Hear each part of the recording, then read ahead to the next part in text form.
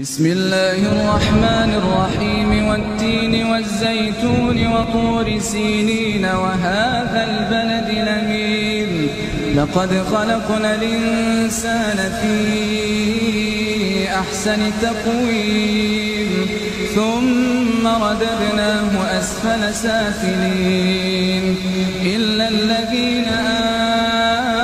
آمنوا وعملوا الصالحات فلهم